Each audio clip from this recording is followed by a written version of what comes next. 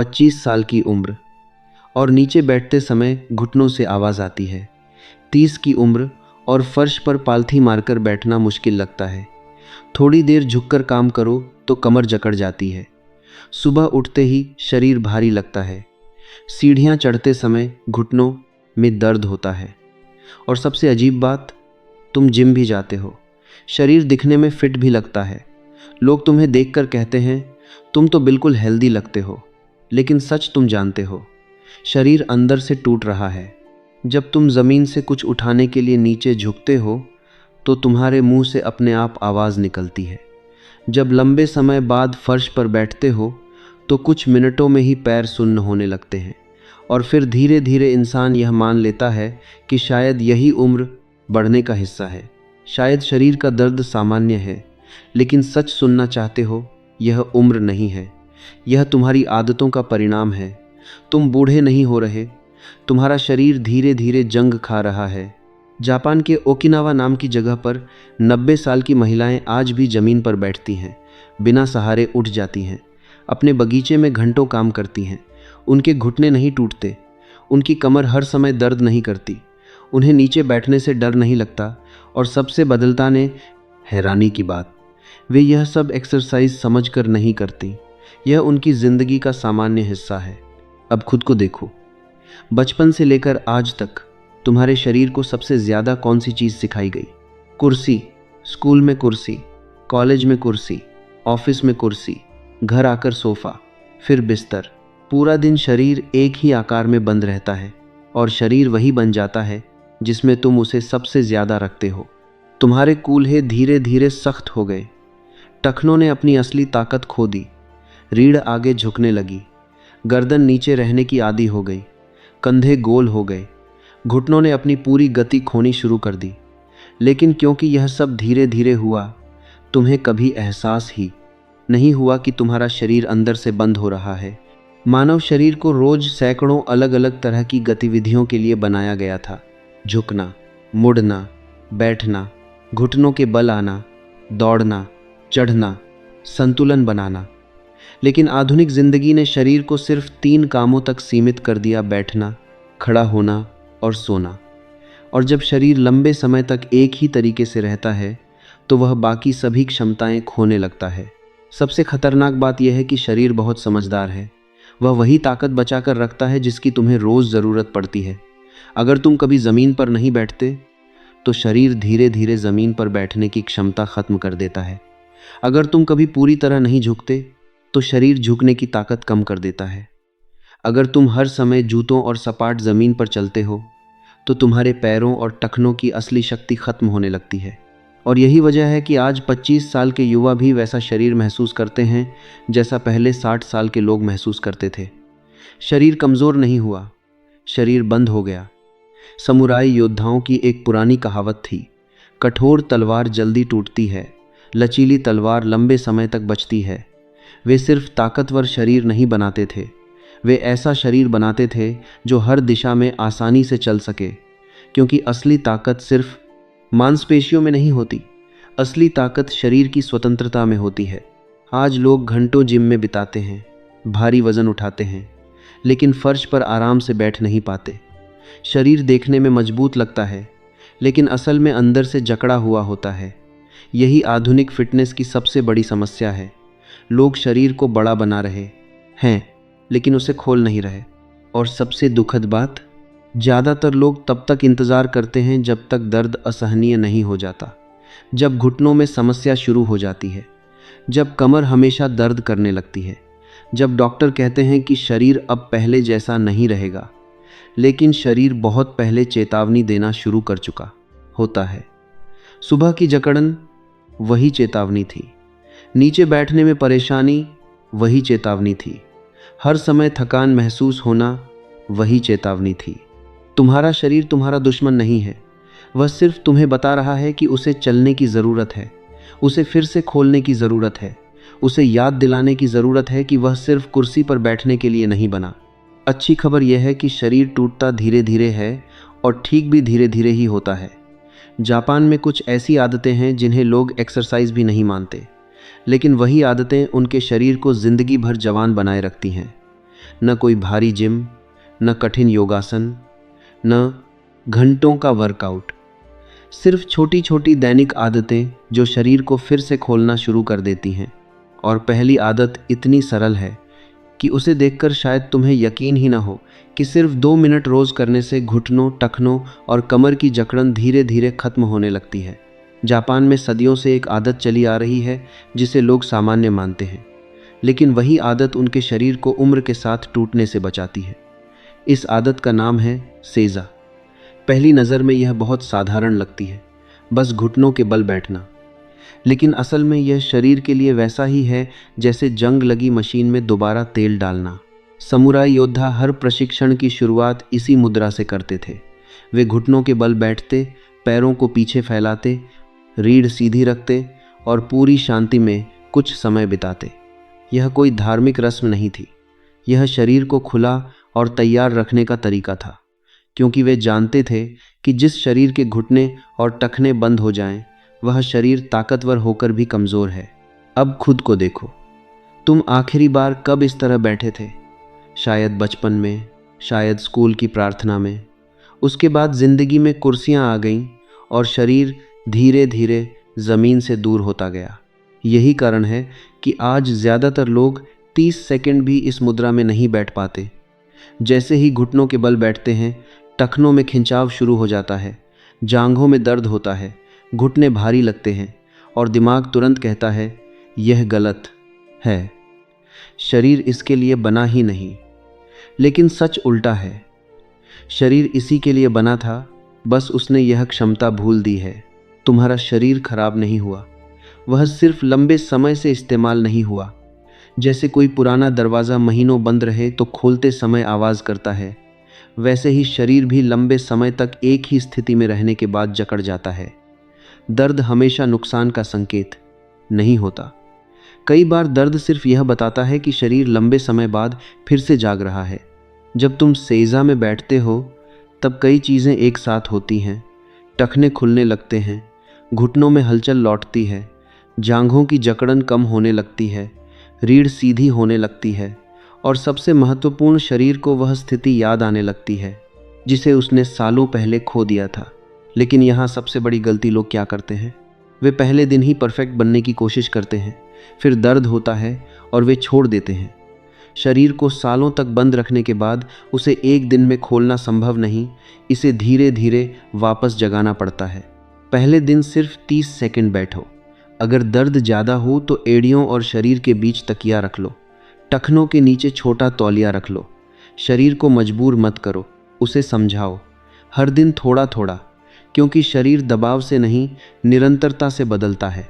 कुछ दिनों बाद तुम्हें एहसास होगा कि पहले जितना दर्द नहीं हो रहा। फिर एक दिन तुम बिना सहारे बैठ जाओगे, फिर धीरे धीरे नीचे बैठना आसान लगने लगेगा। घुटनों का भारीपन कम होगा, टखनों में हलचल लौटेगी और सबसे बड़ा बदलाव, तुम्हारा शरीर फिर से जीवित महसूस होने लगेगा। जापान में लोग इसे एक्सरसाइज नहीं मानते। वे चाय पीते समय भी ऐसे बैठ जाते हैं, खाना खाते समय भी, बातचीत करते समय भी। यही फ़र्क है, वे शरीर को चलाने के लिए अलग समय नहीं निकालते। वे अपनी ज़िंदगी को ही ऐसा बनाते हैं कि शरीर लगातार चलता रहे। और आधुनिक ज़िंदगी ने हमसे यही चीज़ छीन ली है। आज इंसान हर काम आराम से करना चाहता है, हर जगह कुर्सी, हर जगह सहारा, हर जगह आराम। लेकिन शरीर जितना ज़्यादा आराम का आदी होता जाता है, उतना ही कमज़ोर होता जाता है। यही वजह है कि आज युवा लोग भी नीचे बैठने से डरते हैं। उन्हें लगता है कि शरीर कमज़ोर हो गया है, लेकिन असली समस्या कमज़ोरी नहीं, बंद हो जाना है। शरीर धीरे धीरे अपनी पूरी गति खो देता है और जब गति खत्म होने लगती है तब दर्द शुरू होता है। जापान के ओकिनावा में रहने वाले बुजुर्ग लोग रोज़ ज़मीन पर बैठते हैं, दिन में कई बार नीचे बैठते और उठते हैं। यही उनका प्राकृतिक व्यायाम है। वैज्ञानिकों ने पाया कि जो लोग आसानी से ज़मीन पर बैठकर बिना सहारे उठ सकते हैं, उनकी उम्र लंबी होती है और उनके शरीर में कम समस्याएं होती हैं। क्योंकि यह सिर्फ पैरों की ताकत नहीं दिखाता, यह पूरे शरीर की कार्य क्षमता दिखाता है। अब सोचो, अगर तुम्हारा शरीर अभी से नीचे बैठने में संघर्ष कर रहा है तो 10 साल बाद क्या होगा? यही कारण है कि यह बदलाव अभी शुरू करना ज़रूरी है, बाद में नहीं। क्योंकि शरीर जितना ज़्यादा समय बंद रहता है, उसे खोलना उतना मुश्किल होता जाता है। लेकिन सिर्फ सेजा काफ़ी नहीं है, यह जंग लगे हिस्सों को खोलना शुरू करता है, पर नई जंग बनने से नहीं रोकता। क्योंकि हर सुबह जब तुम उठते हो, रात भर की जकड़न फिर शरीर में लौट आती है। और जापानियों की दूसरी आदत इसी समस्या को खत्म करती है। सिर्फ 3 मिनट की एक सुबह की दिनचर्या जो शरीर को हर दिन फिर से चालू कर देती है। सुबह उठते ही अगर शरीर भारी लगता है, कमर अकड़ी हुई महसूस होती है, गर्दन घुमाने पर आवाज़ आती है या चलने में कुछ मिनट लगते हैं सामान्य महसूस होने में, तो यह सिर्फ थकान नहीं है, यह संकेत है कि तुम्हारा शरीर रात भर एक ही स्थिति में पड़ा रहा और उसके जोड़ धीरे धीरे जकड़ गए। जापान में एक आदत है जिसे करोड़ों लोग रोज़ सुबह करते हैं। बच्चे, बूढ़े, ऑफिस जाने वाले लोग, यहाँ तक कि 90 साल के बुजुर्ग भी। इसका नाम है राजियो ताइसो। देखने में यह बहुत साधारण लगता है। कुछ हल्की हरकतें, हाथ घुमाना, गर्दन घुमाना, शरीर को मोड़ना। लेकिन असल में यह शरीर के लिए वैसा ही है जैसे किसी पुरानी मशीन को चालू करने से पहले तेल लगाया जाता है। सोचो, अगर कोई मशीन पूरी रात बंद रहे और सुबह उसे अचानक तेज़ गति में चला दिया जाए तो क्या होगा? उसके हिस्से घिसने लगेंगे, आवाज़ आने लगेगी, धीरे धीरे वह खराब होने लगेगी। शरीर भी बिल्कुल ऐसा ही है। लेकिन ज़्यादातर लोग सुबह उठते ही सीधे मोबाइल देखते हैं, कुर्सी पर बैठ जाते हैं, ऑफिस भागते हैं और शरीर को बिना तैयार किए पूरे दिन इस्तेमाल करना शुरू कर देते हैं। यही वजह है कि शरीर धीरे धीरे टूटने लगता है, क्योंकि उसे चलाने से पहले कभी जगाया ही नहीं गया। राजियो ताइसो का असली उद्देश्य कैलोरी जलाना नहीं है। इसका उद्देश्य शरीर के हर जोड़ को धीरे धीरे फिर से चलाना है। गर्दन, कंधे, रीढ़, कूल्हे, घुटने, टखने। जब तुम हल्की गोलाकार हरकतें करते हो तो शरीर के अंदर जमा जकड़न खुलने लगती है, जोड़ों में हरकत लौटती है। शरीर को संदेश मिलता है कि तुम्हें आज फिर चलना है। सबसे बड़ी बात, इसमें दर्द नहीं होता। इसमें शरीर को मजबूर नहीं किया जाता, क्योंकि शरीर को तोड़कर नहीं, जगाकर ठीक किया जाता है। जापान में यह आदत इतनी सामान्य है कि लोग इसे एक्सरसाइज भी नहीं मानते। स्कूलों में बच्चे सुबह यही करते हैं, ऑफिस में कर्मचारी काम शुरू करने से पहले यही करते हैं, पार्कों में बुजुर्ग लोग रोज़ यही करते हैं, क्योंकि उन्होंने समझ लिया कि शरीर को रोज़ थोड़ा चलाना बाद में बड़े दर्द से बचाता है। और सबसे हैरानी की बात, यह पूरी प्रक्रिया सिर्फ 3 मिनट लेती है। लेकिन आधुनिक इंसान के पास अपने शरीर के लिए 3 मिनट भी नहीं है। उसके पास सोशल मीडिया के लिए घंटे हैं, मोबाइल के लिए समय है, लेकिन शरीर के लिए नहीं। फिर वही इंसान 35 की उम्र में डॉक्टरों के चक्कर लगाता है और सोचता है कि शरीर अचानक खराब कैसे हो गया। शरीर अचानक खराब नहीं होता, वह सालों तक छोटे छोटे संकेत देता है। सुबह की अकड़न वही संकेत है, चलते समय जकड़न वही संकेत है, हर समय थकान वही संकेत है। लेकिन लोग तब तक अनदेखा करते रहते हैं जब तक दर्द इतना बड़ा नहीं हो जाता कि नज़रअंदाज करना मुश्किल हो जाए। अगर तुम सिर्फ 3 मिनट रोज़ सुबह अपने शरीर के हर हिस्से को धीरे धीरे चलाना शुरू कर दो तो कुछ हफ्तों में फ़र्क महसूस होने लगेगा। सुबह उठते समय शरीर हल्का लगेगा, जोड़ों की आवाज़ कम होगी, कमर में जकड़न घटेगी और सबसे बड़ा बदलाव, शरीर फिर से चलने लगेगा। लेकिन यहाँ एक और गहरी समस्या है जिसे ज़्यादातर लोग समझते ही नहीं। तुम्हारे शरीर का असली पतन सिर्फ जकड़न से नहीं होता। असली पतन तब शुरू होता है जब तुम्हारी ज़िंदगी पूरी तरह ज़मीन से कट जाती है।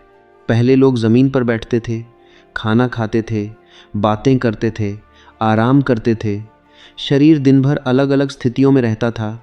लेकिन आज इंसान का पूरा जीवन कुर्सियों पर बीतता है और यही आदत धीरे धीरे शरीर को कमज़ोर, असंतुलित और निर्भर बनाती है। यही कारण है कि जापान के ओकिनावा में रहने वाले बुजुर्ग आज भी आसानी से नीचे बैठते और उठते हैं, जबकि आधुनिक इंसान 30 की उम्र में ही ज़मीन से उठने में संघर्ष करने लगता है। और यही है जापानियों की तीसरी सबसे शक्तिशाली आदत, जिसने उनके शरीर को उम्र के बावजूद चलने लायक बनाए रखा। आज अगर तुम किसी बच्चे को देखो तो वह आसानी से ज़मीन पर बैठ जाता है, कभी पालथी मारकर, कभी घुटनों के बल, कभी एक तरफ झुककर। उसका शरीर हर दिशा में आसानी से चलता है। लेकिन जैसे जैसे इंसान बड़ा होता है उसकी ज़िंदगी कुर्सियों में कैद होने लगती है और धीरे धीरे शरीर अपनी प्राकृतिक आज़ादी खो देता है। पहले लोग ज़मीन पर खाना खाते थे, परिवार के साथ नीचे बैठते थे, बातें करते थे, घंटों अलग अलग स्थितियों में रहते थे। लेकिन आधुनिक ज़िंदगी ने इंसान को ज़मीन से काट दिया। अब हर जगह कुर्सी है, ऑफिस में कुर्सी, गाड़ी में सीट, घर में सोफ़ा, और शरीर दिन भर एक ही स्थिति में बंद रहता है। यही वजह है कि आज नीचे बैठना लोगों के लिए मुश्किल बन गया है, जबकि असल में नीचे बैठना शरीर की सबसे प्राकृतिक स्थिति थी। जापान के ओकिनावा में रहने वाले बुजुर्ग दिन में कई बार ज़मीन पर बैठते और उठते हैं। यही उनका असली व्यायाम है। वे अलग से मोबिलिटी ट्रेनिंग नहीं करते। उनकी ज़िंदगी ही ऐसी है कि शरीर लगातार चलता रहता है। हर बार नीचे बैठना और फिर उठना पूरे शरीर को काम पर लगाता है। घुटने, कूल्हे, टखने, रीढ़, संतुलन, सब कुछ। वैज्ञानिकों ने एक बेहद दिलचस्प बात पाई।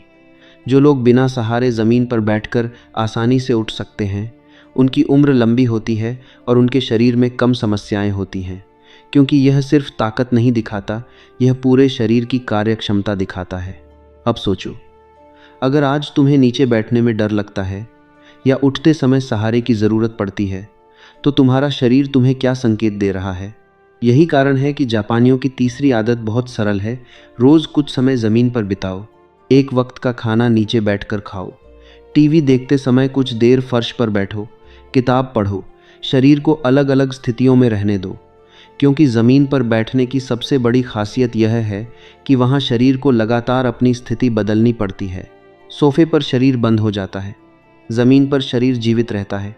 पहले कुछ दिनों में तुम्हें असुविधा होगी, पैरों में खिंचाव होगा, कमर भारी लगेगी, बार बार स्थिति बदलनी पड़ेगी, लेकिन यही तो शरीर को चाहिए। हर बार जब तुम नीचे बैठते हो और उठते हो, शरीर फिर से सीखता है कि उसे कैसे चलना है।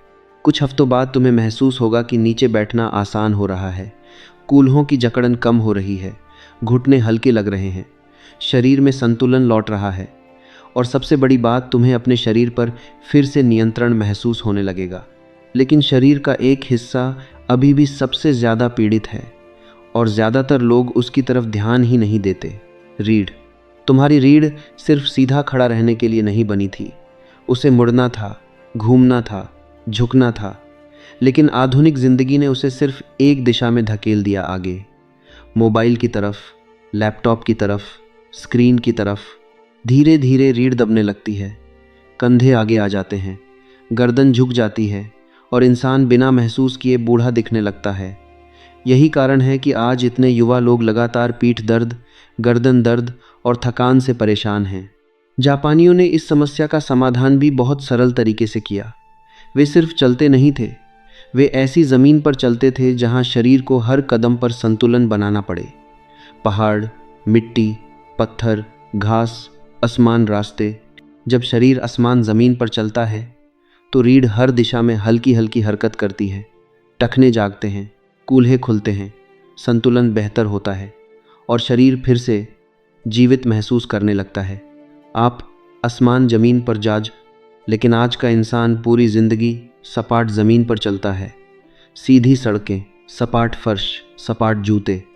शरीर को कभी अलग तरीके से चलने की ज़रूरत ही नहीं पड़ती और धीरे धीरे उसकी प्राकृतिक क्षमता ख़त्म होने लगती है। इसीलिए जापानियों की चौथी आदत है, रोज़ कुछ समय ऐसी ज़मीन पर चलो जहां शरीर को सच में काम करना पड़े।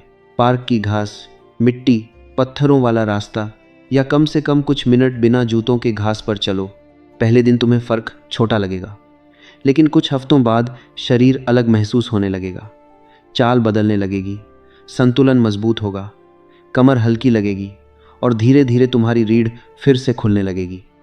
लेकिन इन सब आदतों से भी ज़्यादा शक्तिशाली एक चीज़ है जो हर दिन 20,000 बार तुम्हारे शरीर को या तो तोड़ रही है या ठीक कर रही है, और वह है तुम्हारी सांस।